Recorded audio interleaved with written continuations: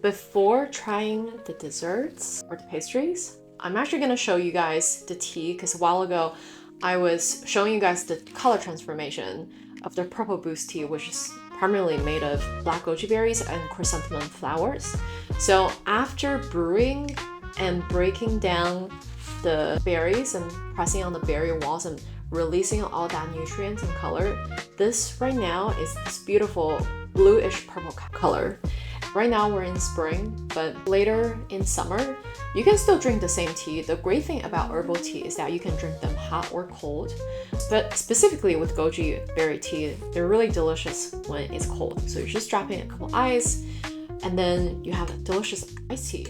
So in this case, I really want to show you just how powerful these ingredients are. So you can see that's all I use to make this big glass of tea, and there are 2 chrysanthemum flowers and then goji berries. You almost don't see them anymore. That's all you need to make a glass of purple boost tea. A little bit goes a long way. It's just very soothing, very calming. So in this tea, we also added cordyceps mushrooms because cordyceps mushrooms help metabolism, and like a lot of mushrooms, it stimulates your neurons and the interconnectors between all of your brain cells. And I usually have it in the afternoon when I feel like I have a brain fog, just making myself feel more energized again.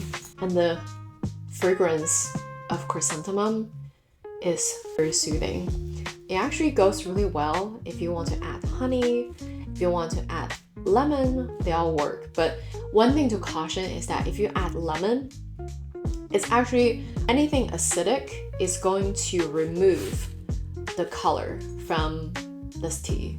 So there's a chemical reaction. Again, I need to look up the specific and give you guys more precise information. But putting that tea aside, now the first pastry we're gonna try is the, I don't know how to describe them in English. I'm just gonna grate cookies.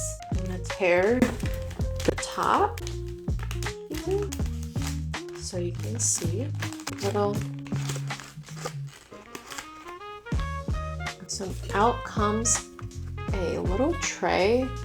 See, this is like, I don't know how to describe it. It's not quite like American donuts, even though it's also fried, but it's really crispy.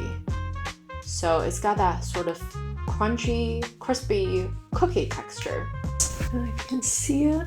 I'm not sure it's gonna zoom really well. So it's very cute when girls braid our hair 2 strands inwards, that kind of pattern. So I'm just gonna eat it. It's a little bit sweet because a lot of times after they fry it, they would drizzle honey on top.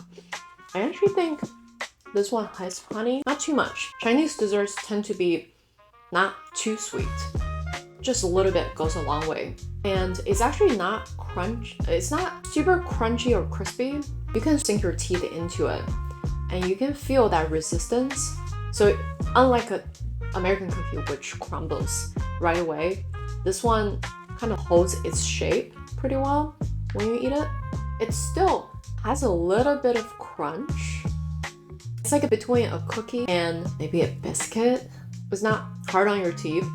If you don't have strong teeth, I think you can still enjoy this. So for little kids, I think this is still pretty enjoyable. Yeah. After washing down that a little bit with the tea, I think I'm gonna move on to another